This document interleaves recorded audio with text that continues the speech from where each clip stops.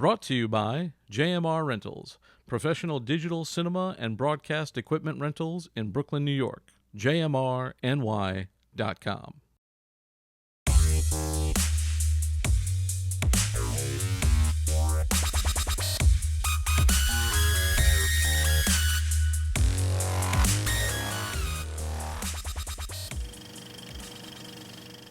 Hello and welcome to No Rest for the Weekend. I'm Jason Godbey, and joining me via Zoom today, she is an Emmy award-winning producer and actor, Miss Kira Reed Lorsch. Welcome, Kira. Hey, how are you? Good to see you. Great to see you. The last time we saw you, you were here in Brooklyn. You were at the Bushwick Film Festival, and we talked a little bit about rumors. We actually featured that interview on our 200th episode, which is cool. And I want to talk to you about that project and some other projects that you've got going on, because you've got a lot going on. First, I want to talk to you about you. So how did you kind of get into the whole show business thing? What's your origin story? Well, you know how they say only be an actor if you can't do anything else? Like if you really have to do it. When I was 4 years old, I really had to do it. I told my mom, I said, I want to be on TV. How do I do it? And she thought, of course, it was a phase, but she listened and followed her daughter's instructions of wanting to be on TV. And I really thank my mom for being willing to help me do it. My first job was romper room at age 4.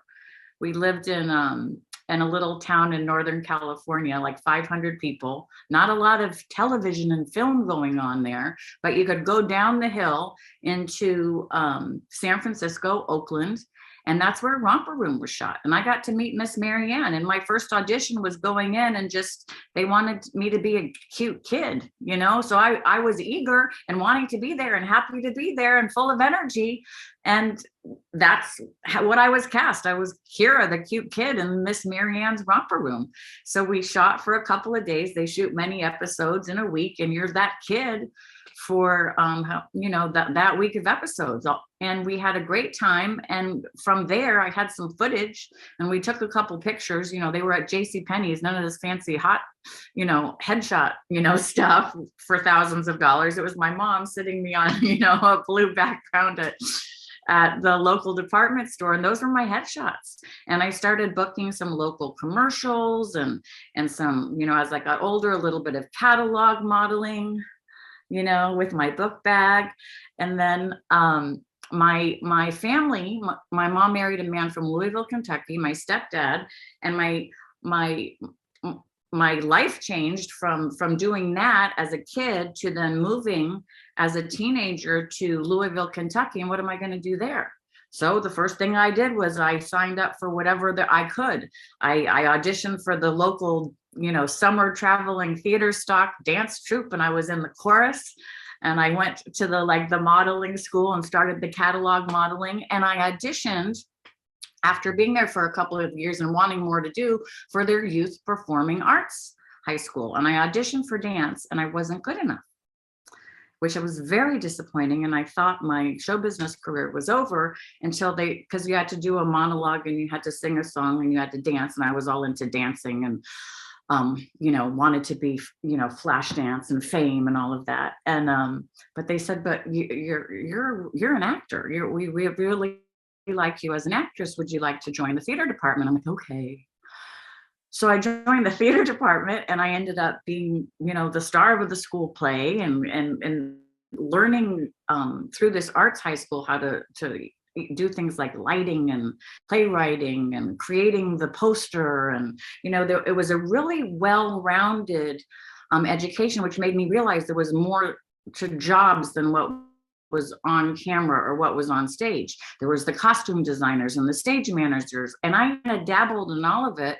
And because of that background, I was able to, and I went to the magnet high school there and took college courses, which was great. So they said, where do you want to go? And I said, I want to go to Hollywood. I'm talking to my counselors. I'm like, I want to go to Hollywood, of course. Well, that's where you go. And they said, well, why don't you check out some Los Angeles schools? I said, well, there's only one. That's UCLA. I mean, they're all pretty and happy and shiny, and they've got the good football team, and and it's a nice part of town. There's USC, which is very serious and is downtown. And then there's UCLA, which is in the middle of Bel Air, closer to the beach. And I knew that's where I wanted to go. So they said, well, don't you want to apply to both? I said, no. And I also didn't come from a wealthy family. I need a scholarship, some financial aid would be good. So I auditioned. I came in with a lot of good academics, and I got in UCLA School of Theater, Film, and Television with mostly a full ride. So I'm very grateful to my family for supporting me. I got a great education that was well-rounded at UCLA. I started auditioning. I was an extra from the time I was 17, going to college and taking classes, and I started getting bumped up to small parts in those 90s, shows, 90210, Ferris Bueller's Day Off, the spinoff one where Jennifer Aniston was Sloane. Parker Lewis, Can't Lose, My So-Called Life. Like, I was always like part of the class. It's fun to go back and every once in a while see me, and then every once in a while getting bumped up. I got my SAG card, and the rest is history. I've been working ever since. You're one of those people who you've never not done this. Yeah, I've had to hold down day jobs. Like after college, I was a bartender. I was a cocktail waitress. When I was in Louisville, Kentucky, I worked at my friend's cafe and bakery, to save money and like get to LA. And like, I've had real jobs, but I always had the kind of jobs that I could easily get out of if I booked something. There's also the producer work that you do as well. Did you produce to generate your own work, or were you interested in producing work for other people? Like, how did that part of your career come out? I was always a natural born producer. I was actually working as a host for a travel show for Playboy TV when I learned how to be a producer. Talk about a strange career path. But I was like, hi, I'm Kira Reed here in Prague. And tonight on Sexcetera, we're going to go to the blah, blah, blah, blah rave party where all sorts of sexy stuff is going on. I traveled the world as a reporter for Playboy for 7 years in my 20s. One of the best jobs ever, let me tell you. But then I wanted to write my own segments. And then as the new girls were coming in, I became the mama of the new girls because I turned 30. I was over the hill for Playboy. So I started writing and producing the new girls coming in. And then I would be the producer that was producing the reporter. And I learned from the best. I mean, these are news magazine people. We were, like the 60 minutes of sexy stuff. We really did stories. And when you're producing news, you're the writer, you're the director, you're the line producer, you're the organizer. Lots of the time you have an assistant or an associate producer, but you're booking travel, you're getting from one place to the next, you're driving your own rental car. It's you and a camera guy, and that's it. If I'm writing and producing myself with me as the host, sometimes it's just me and a camera guy. And so you got to be able to do a lot of everything, and also be a people person, and also solve the problems. Like, you can only plan so much, and you want that good foundation, but then you get hit in the head with a change of plans or a change of weather. Somebody doesn't show up, and it's like, you just got to be able to do it. And that's producing. So I learned how to produce in that environment. So like, producing on a movie with a budget and trailers and like other people to help you is really fun and a walk in the park for me. But I find that the acting is my fun thing, and that's where I came from.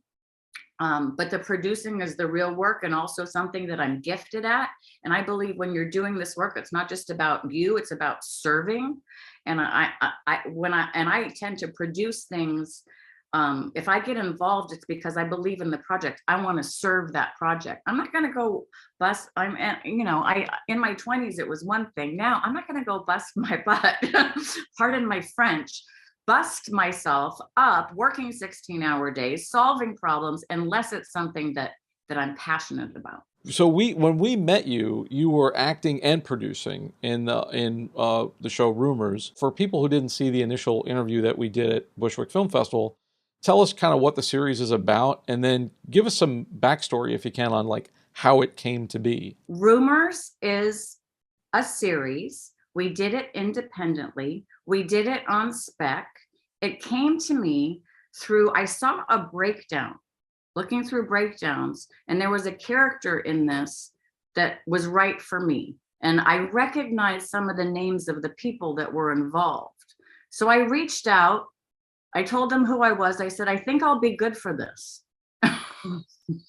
Just putting myself in the ring. I think I'll be good for this. I think I can bring to Ellen, who's the acting teacher for the Young Hollywood, and they didn't want her to be a caricature or like the wacky acting teacher that was sort of over the top. And they wanted someone who'd be like the mama figure to these roles. And I'm like, I know what that is. I know what that is. I know who that person is. I know that part of me. The story was about a young girl coming to Hollywood. Of course, I can relate to that, who gets stuck kind of in the mean girls situation because she's good. People want to tear her down. They start rumors about her. And it's about how you react to that. Do you get revenge? Can you forgive? Who wins in the end? How do you get through that? How do you navigate that and still do good work and be a good person? What becomes most important? Can you survive? It was a story of hope and survival. So I asked to read the script. They sent me a script and I read it. And this is the first thing. It's called Rumors. It's named after the Fleetwood Mac album, Rumors, one of the greatest rock albums of all time, if you ask me. And each chapter, each webisode or short form episode was named after one of the songs. So I'm like, whoever wrote this, I like already. And I read it like I would read a script and I couldn't put it down.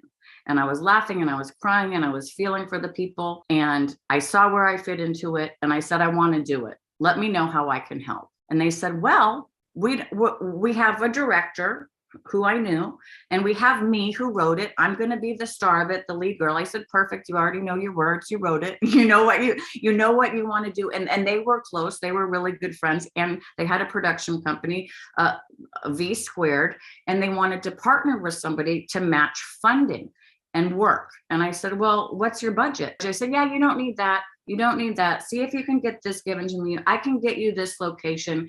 Do SAG deferred. People will like this script enough to work for free and believe in it and want to be a part of it. You'll get some good people, that sort of thing. So I kind of guided them in the right direction. The 20-somethings that I love, had all the energy, all the gumption, and all the hard work. They brought in an MFA DP who was really good and had some equipment. They brought in, they donated their own services. Nicole Vernerick, who's the creator, writer, and star, she taught herself to edit and did her own music. When they started to do all this work, I said, okay, I will get you, my company, the RHL Group, will join forces with your company, and we will get principal photography done, because I'll give you the budget to do that. I'll take partial ownership, and you guys will do all the heavy lifting, the post-production, the organizing. Call me if you need anything, if there's a problem to solve. But if you guys can work within this budget, I'll give it to you. I believe in it, because I believe I'll make my small amount of money back. And there's a great part for me. That's my vanity fun project. And then I get to help these kids make something that otherwise probably wouldn't have gotten made. And now, after premiering at the Bushwick Film Festival, where I met you, and winning some LGBTQ awards around the country, we now are nominated for the Indie Series Awards. Everybody. Nicole's nominated for writing and Best Actress. I'm nominated for Best Supporting Actress. Matt Vieira, our director, is up for Best Director, and the whole ensemble cast is nominated. So, and our cinematographer, Eddie Salerno, who's amazing. It looks, I can't tell you how little we made this money for. I've got a pair of boots in my closet. Granted, they're very special boots, but they cost more than I put in to this production, to show you and we have a full-on 10-episode web series, a limited series of 5 episodes, or a full finished movie that's available, that's better than half the schlock I've seen on television. And it's hopeful, and it's about young people. It's like Euphoria Light. It's the more hopeful, less dark version of what's going on with the kids these days. And it's so loving and accepting, and it just makes me feel good watching it. The thing that I've been hearing is, if you want to pitch something, a lot of times they're telling you don't shoot anything, just make like a rip reel, they call it a rip-o-matic, put a pitch deck together, what was that said, we have to make this thing in order to sell it? Sometimes you just want to make something. And I've done this before with projects where we'll do one episode. There's Crystal, the interview is a pilot for a web series that's developed, that the rest is like a pitch deck that has, and now this is what happens after we show you this first 5 minutes. But we made that 5 minutes able to be a standalone short film that could be put into festivals, that could play on its own, that could do its own thing. So why not make a finished product while you're making a sizzle reel? So I won Best Actress in that. We went to a couple of film festivals. We got some funding. We're going to do the rest of the episode. It's going to be on indie TV, whatever it is. But that one episode that we did for, several $1,000s is a standalone thing that sold the bigger thing. So sometimes you only have to do the one.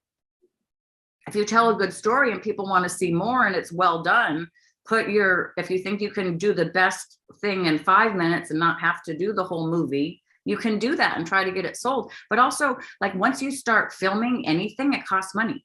And you have to do all the same stuff and put the same stuff together and plan and cast and everything. So if you can do more, do more. I have another one that we put together a sizzle reel for a short film that was a horror to go into short festivals. Somebody liked the little sizzle reel we made for the short so much, they gave us funding to do the whole movie. So the writer went back and she goes, I already have most of the script done. I was just doing the short because I thought that's all we would get the budget for. I can make it a feature. So if you make something and people like it, that can be what attracts you to get the rest of the funding to do it. If you can do it for as little money as sometimes we do and make money, that's your call. That's your first feature and you're done. And done is better than perfect. And then you'll get funded to do the next one and maybe actually make some money, or in the case of a series, a season 2. Right now we're in talks with someone for Rumors who wants to buy the first season and fund the second. Fingers crossed, but you never know with any of this until it's bought, sold, the check's clear. It's actually, people actually see it and like it, but sometimes you just gotta make it. The festival route has changed very much since people like us were coming up, and there's no festival darling like there was in the 90s that were selling and making big money. Did you find that experience was valuable in terms of saying, hey, we won such and such award, we got into such and such festival? Did people on the distribution end or people on the buying end, did they actually care about the festivals? I don't really know how much it is, because you go out, you show it, you get reactions, you meet people, you're putting yourself and your work out there. How else are other people going to see it?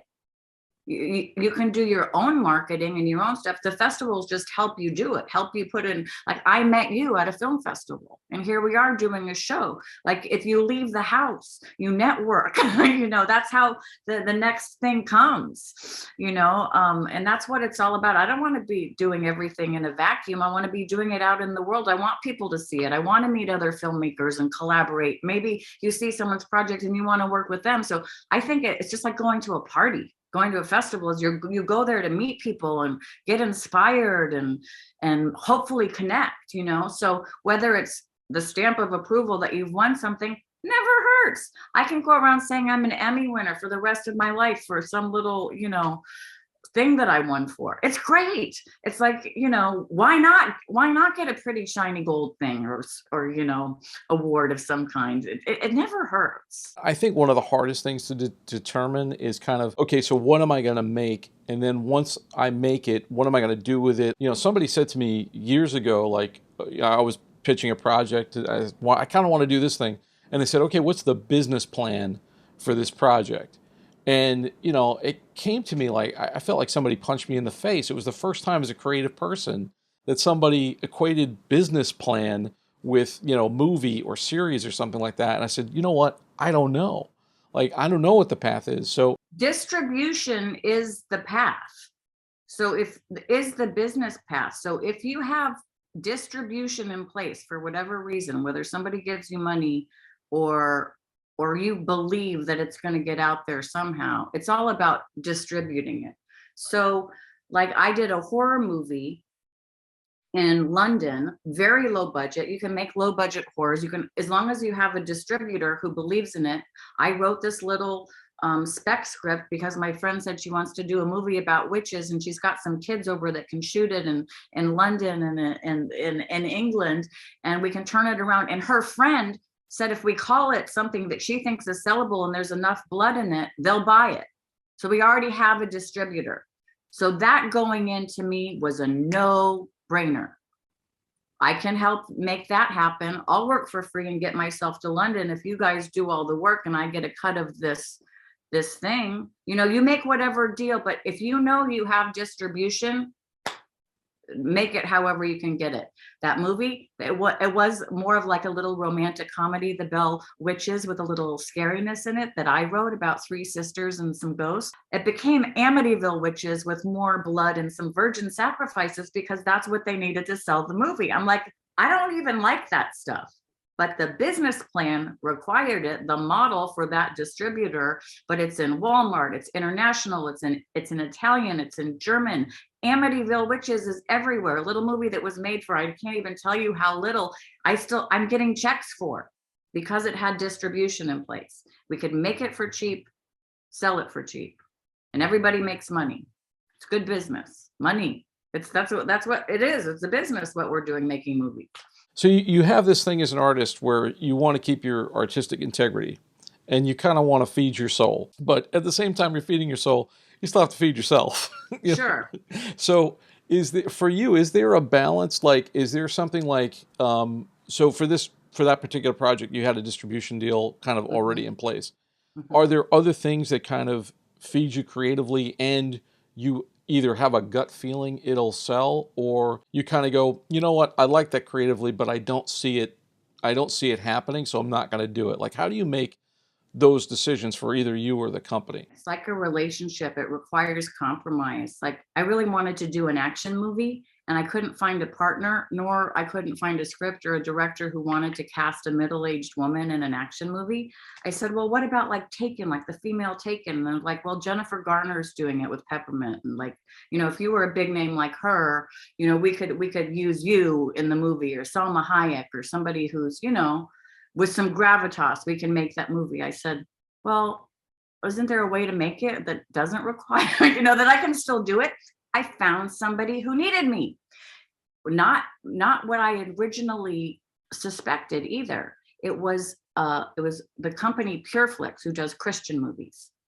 And they were wanting to do an action redemption movie a la John Wick. And their lead hero, who does all the God's Not Dead movies, David A.R. White, had a great John Wick meets Taken movie, and he needed one of his bad guys that he was fighting against, who kidnapped his daughter, is a soccer mom by day and a human trafficking assassin by night. Perfect for me, and too dark for most of their pool of actors that they pull from. And they had a brilliant business plan. They're going to do one that's more mainstream, more violent, darker, and another one that's more revenge, with justice, with God, with fighting good and evil. And it was just tweaked a little bit. We made 2 movies, one for Pureflix and one with Universal, Uni Distribution. So Uni All Access. I invested in that movie. My RHL Group company was a co-producer on the movie. I had an amazing, complex character role to play in that movie because I was the right person for that, and I'm making money because it was good business distribution and it was something artistically that I wanted to do. Had it not had a distribution deal like that in place, I would not have invested, because then it would just be a vanity project for me wanting to do a character I want to do. I like shiny things. Can you tell? You know, I want to make money and do good work. You've had a lot of projects. We talked about a couple before we rolled. Can you give a little bit and talk about like what's on the docket right now and what you guys have coming out, what's currently out? Yeah, besides Beckman, the movie I just talked about, I had a surprise during the pandemic. That same company, which was purchased by Sony, their distribution for family and Christian entertainment is Pinnacle Peak, and they were doing a romantic action movie in Malta, and with David A.R. White. And I get a call. I'm on my couch, you know, terrible, you know, hadn't worked all of 2020. bored off of my mind, needing a project before Mama went crazy. And he said, and because of my good experience and I did a good job in Beckman, he said, hey, Kira, can you come to Malta? We're starting shooting in 3 days. I said, what? He's like, well, we had to replace a character, blah, blah, blah, blah. Stephen Bauer. What? Stephen, my friend. Yeah, okay. I just said okay. And I went. And they were, and I replaced somebody who was a male character because they replaced the lead bad guy who was a woman, now a man, Stephen Bauer, my friend. I had an amazing time. I was cast because I had a good relationship with this company, and they just needed me as an actress. They were paying me to act and go to a foreign country and get off my couch. And it's now a beautiful movie. It was directed by Matt Shapira. It has all this scenic, beautiful Malta, which is where they shot the Blue Lagoon and Camino Island, but also where they shoot Game of Thrones and Lord of the Rings, because it has all those ancient cities. And because they did the same thing like Beckman, 2 versions, a more mainstream one and a more Christian one, they used Malta as the rock of civilization, Christian civilization, where St. Peter's Pool actually was, where the disciples walked, where John the Baptist did whatever he does. My Bible's a little dusty right now. I play the bad girl in this movie too. Well, that's my usual my usual go-to for the good guy God movies. I just had an amazing time, and it's everywhere on video on demand, in theaters now. Also, you can get it everywhere, Amazon and Walmart on DVD, and it's streaming now on pureflix.com. I got to wrap up, but for people who want to know more about you, where they can find you, where they can find your company, your projects, where are you online? Kira Reed Lorsch.com. So they can find me everywhere, on Instagram at Kira Reed Lorsch, on Twitter, on Facebook.